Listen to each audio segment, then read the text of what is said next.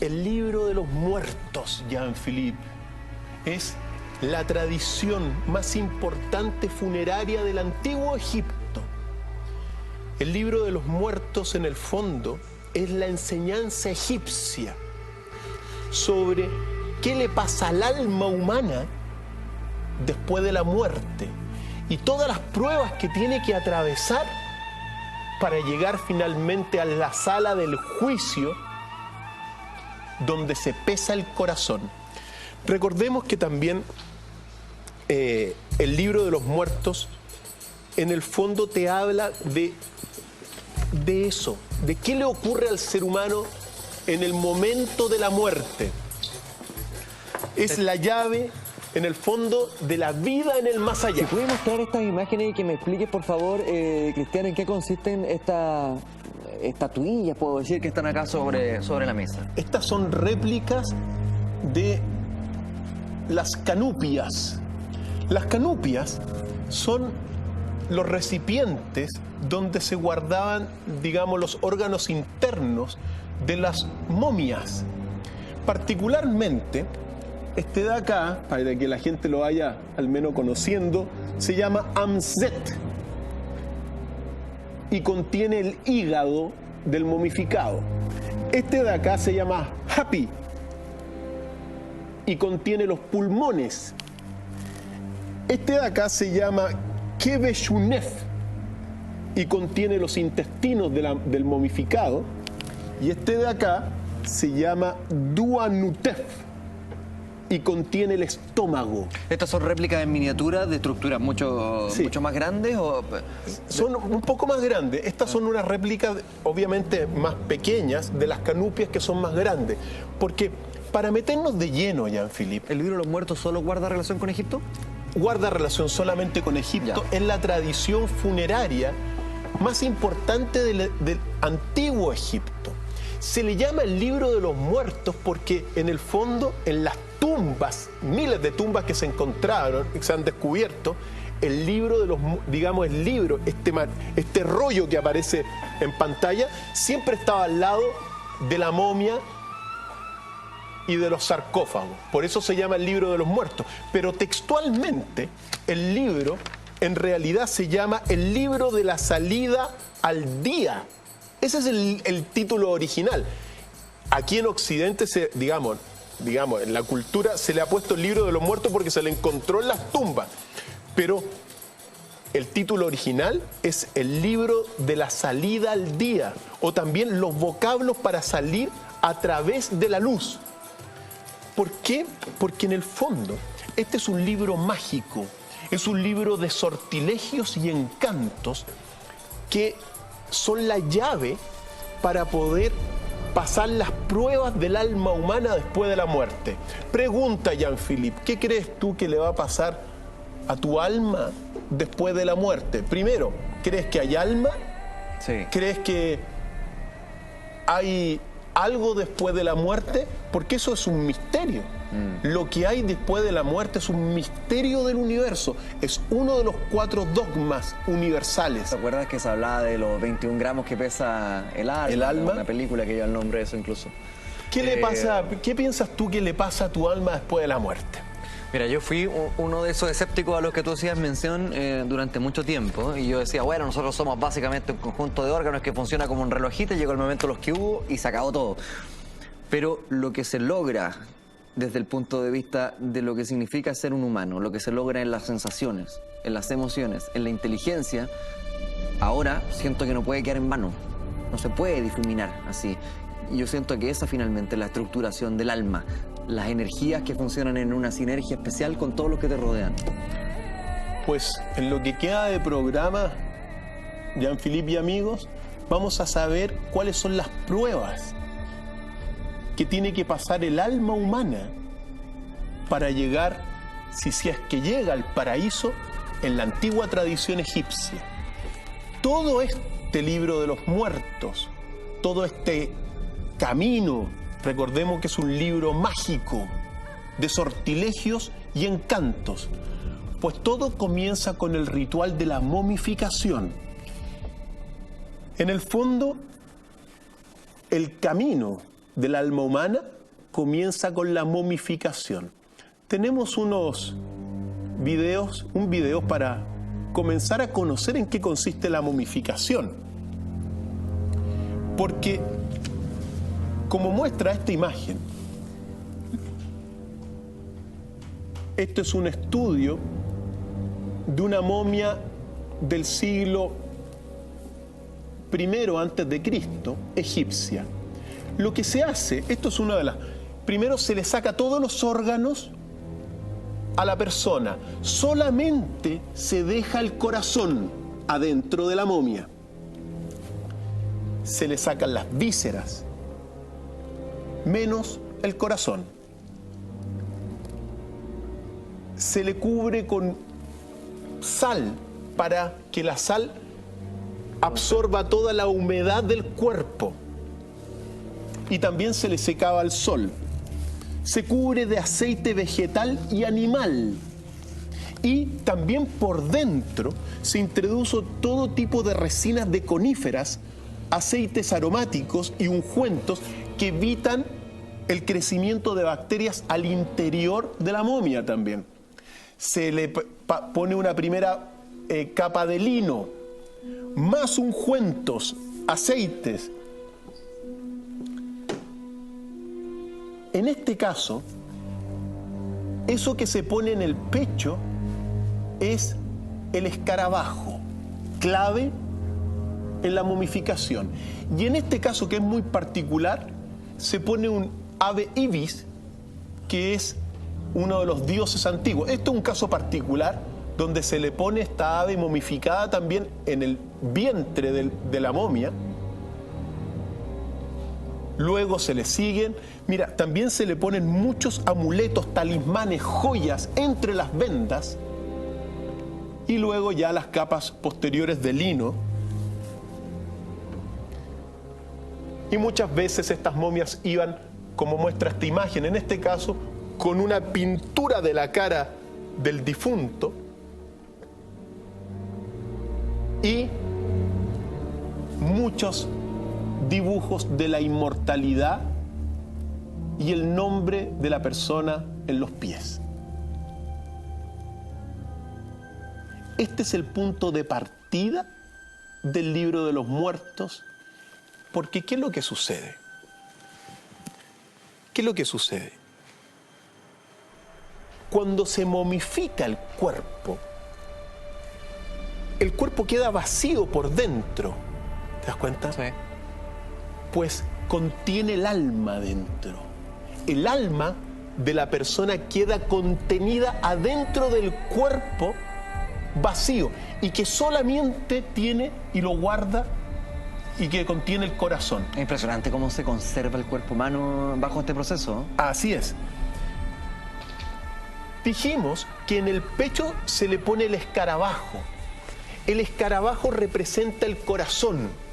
El corazón es lo que se va a pesar al final de todo el camino que comienza después de la momificación. Estamos solo en esta primera etapa del libro de los muertos. Ya vamos a retomar cómo sigue todo este proceso para que el alma suba hasta lo más alto de los cielos. Sin embargo, nos vamos a una pausa comercial. ¡Ah, no! ¡Oso! ¡Oso! No nos vamos a una pausa comercial. Seguimos hablando de este primer proceso. Entonces, tenemos otro video también de la momificación para ir introduciéndonos porque es bastante importante. Si quiere, señor director, vamos inmediatamente. Que nos va a ir narrando también porque es un registro que muestra unos estudios de rayos X de las momias. El cerebro se sacaba por el orificio de la nariz, también por la oreja. Y también es muy importante, el escarabajo, Ahí lo estamos viendo estamos. en el video. Estos son estudios científicos de momias para que sepamos cómo son por dentro y recordemos, se vacía el cuerpo para que el alma quede contenida dentro del cuerpo, que es de alguna forma el inicio de todo el camino que vamos a ver. también es muy importante, el corazón se dejaba dentro del cuerpo, porque para los antiguos egipcios era el centro de la inteligencia y de los sentimientos, y estaba representado por el escarabajo, ¿ya? Este escarabajo, al menos un escarabajo, pero el escarabajo representa el corazón, y el escarabajo, si se llega al salón del juicio, es lo que se pesa finalmente, como lo vamos a ir viendo, ¿ya? Ahora, estas son las canopias. Como dijimos, Amzet Hapi, Kebeshenuf y Duamutef, que contienen el estómago, el hígado, los pulmones y los intestinos. El cerebro no está en ningún lado. No se sabe menos yo no sé. Y se dejaba el escarabajo justo en el corazón, ¿ya? Y tan pronto se realizaba la momificación, el libro de los muertos quedaba al lado del sarcófago. Por eso se llama el libro de los muertos, porque se encontró al lado de los sarcófagos.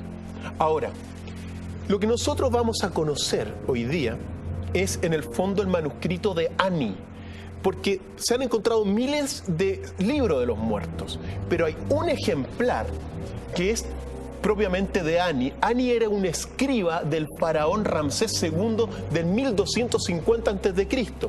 Y lo tomemos porque está muy bien conservado. El manuscrito, el libro de los muertos, el manuscrito de Ani, tenemos que decir que tiene muchos conjuros, 65 conjuros, 150 ilustraciones y 192 sortilegios.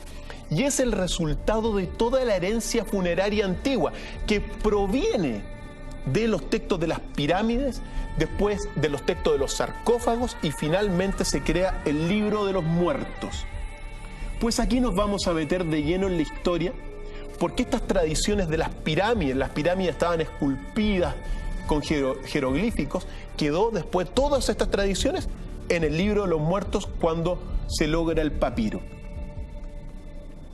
Y obviamente uno de los mejor conservados es el manuscrito de Ani del 1250 a.C. Recordemos que es un libro mágico, es un libro que contiene las palabras que el alma tiene que decir para enfrentar las pruebas que hay después de la muerte. Y aquí tenemos una representación al menos de quién va a ser nuestro protagonista de la historia que nos queda, que es este personaje que es Ani, el gran escriba del gran constructor de Egipto, que es Ramsés II del 1250 a.C.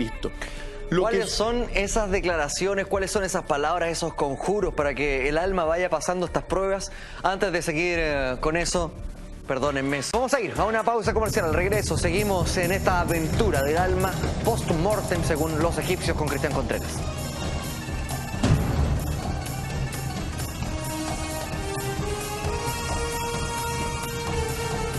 El muerto podía salvar a dos. Estamos de regreso conversando sobre el libro de los muertos con Cristian Contreras. ¿En qué consiste? En este misterioso ritual para que el alma finalmente viaje y pueda pasar múltiples etapas con conjuros y todo. Ahora nos queda una etapa que es la apertura de la boca. Así es, la apertura de la boca. Mira, hay que recordar que Ani, que es nuestro protagonista, Ani, mira, él tuvo un episodio en su vida bastante trágico. Su mujer, a quien amaba, fue enterrada sin el libro de los muertos. Recordemos que el libro de los muertos es el que garantiza la entrada, si es posible, al paraíso final. Pues bien, como su esposa es enterrada sin el libro de los muertos, Ani dibuja y pinta y escribe el libro de los muertos mejor preservado hasta el día de hoy, de las 25.000 copias de los libros de los muertos que se encontraron. Entonces, ¿qué es lo que sucede? Un libro de los muertos podía garantizar la eternidad tanto de Ani como de su esposa. Es de dos personas. Entonces, si quieren, podemos partir ahora con lo que es la apertura de la boca, que es el primer gran paso de este ritual. Porque ¿qué es lo que sucede? El difunto, una vez momificado, es llevado y arrastrado, aquí está, por unos bueyes. El difunto, en este caso es Ani, siempre nuestro protagonista va a ser Ani, es llevado finalmente a la tumba, donde el alma revive, pero no puede hablar, porque recuerda que la momia está totalmente sellada. Claro. ¿Okay? Entonces, en el fondo aquí hay un despertar espiritual del cuerpo. Una vez que la persona había muerto, sus sentidos se cerraban y eso permitía que el cuerpo se convirtiera en un recipiente para el alma del difunto. ¿Ok? La apertura de la boca y de los ojos era para que el alma pudiera ver y pudiera hablar. ¿Quién se le presenta? El primer amigo es Anubis. Anubis es el primer dios y es el primer aliado que el alma encuentra después de la muerte, que es el chacal. Y es este dios Anubis el encargado de abrirle la boca en este ritual para que el alma, una vez ya en el más allá, pudiera emitir las voces de los sortilegios y los conjuros para poder defenderse de los demonios a que va a enfrentar, porque el alma comienza una serie de pruebas ahora, muchísimas pruebas para poder llegar a la sala del juicio, y no todos las podían pasar. Pues bien, la única salvación del alma de los egipcios antiguos eran los conjuros y sortilegios que tenía el libro de los muertos. Entonces, cuando aparecía un demonio, había un conjuro para cada demonio, para cada una de las pruebas. El viaje concluía en el paraíso si es que se llegaba, ¿ok? Pero la apertura de la boca, como lo vimos, es el primer paso. Con la apertura de la boca ya el alma puede hablar. También se le abrían los ojos y los oídos. Entonces el alma ya podía escuchar Y ver. y hablar. ¿Okay? Con esto comienzan las pruebas. En el fondo, esto es muy relevante porque para los egipcios antiguos la muerte no es el final de nada, sino que es el principio de un mundo de pruebas. Podemos ir al próximo video porque comienza un viaje lleno de peligros. Y dice, por ejemplo, cuando comienza el viaje, las divinidades terribles que os apoderáis de los corazones y los destruís. Estos son en blanco, esto representa a Ani. Ani, que tiene que ir enfrentando a diferentes formas demoníacas. La serpiente cornuda, cuando se enfrenta a la serpiente cornuda, Ani le dice: yo hablo el lenguaje de los dioses, atrás.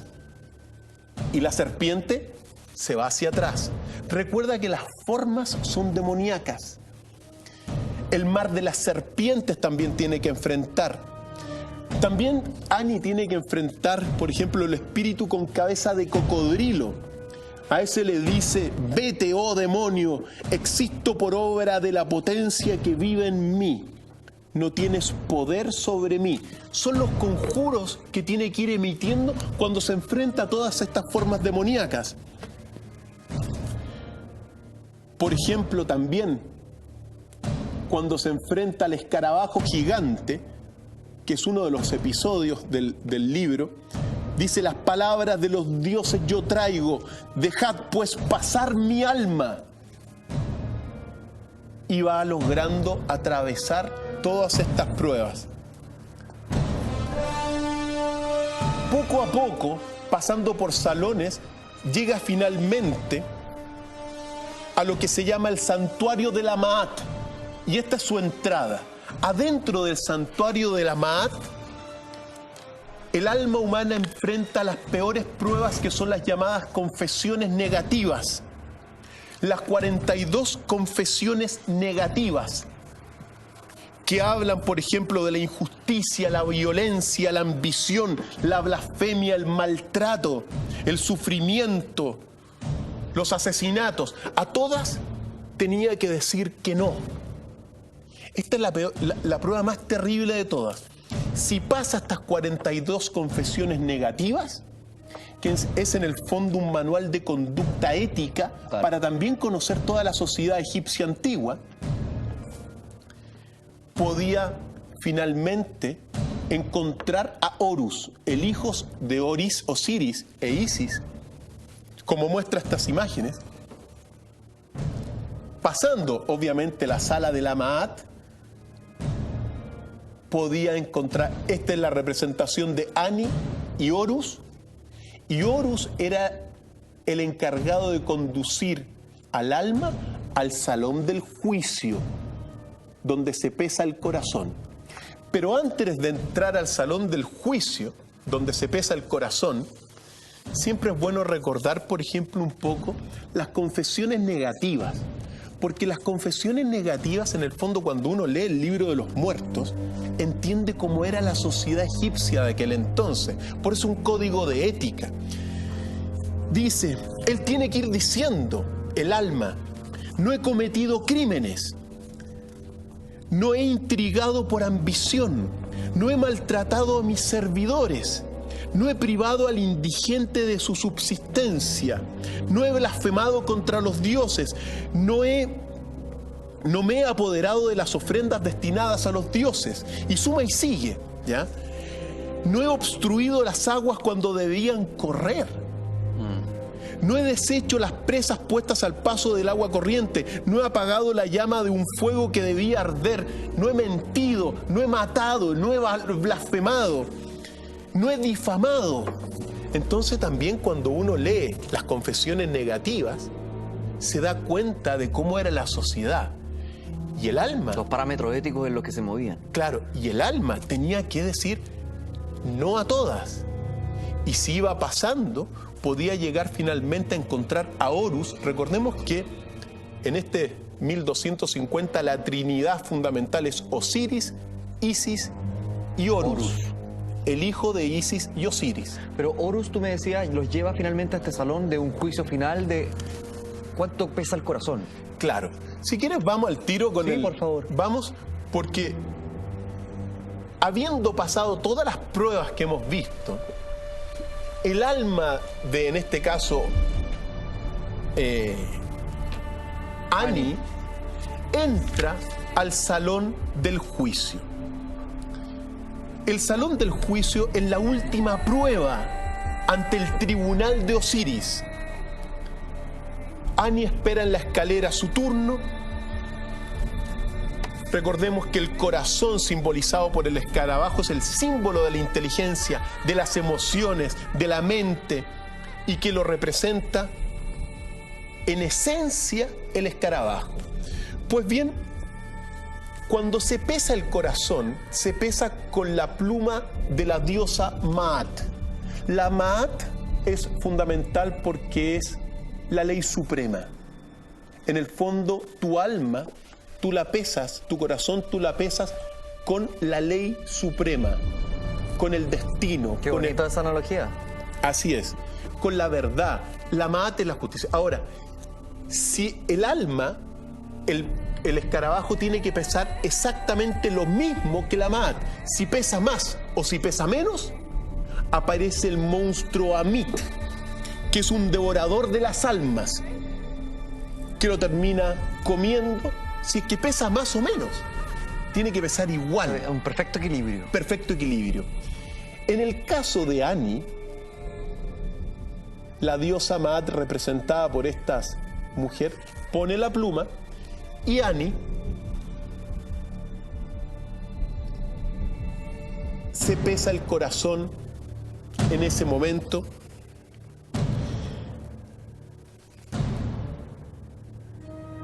Y aparece el monstruo Amit. No. No, en este caso, afortunadamente, Annie, su corazón pesa exactamente lo mismo. Yo te ves tanto nadar para morir en la orilla, te iba a decir yo. Claro que sí. En el fondo, pesar el corazón determina el destino para toda la eternidad. Lo bueno en este caso es que pesa lo mismo y el monstruo Amit, que era una especie de cocodrilo, hipopótamo, león y otros animales, retrocede y finalmente Annie puede entrar a lo que se llama el jardín o el campo de los juncos, que es en el fondo el paraíso. Y puede encontrar a su amada mujer y junto a ella vivir en la eternidad para siempre. Este recuerdo está ahí en el libro de Annie, en el libro de los muertos. En el fondo, ¿Sí? El libro de los muertos es un libro de vida. Es el libro de la luz que te enseña a caminar hacia el paraíso. Las pruebas que tiene que pasar el alma humana para poder llegar al campo de los juncos.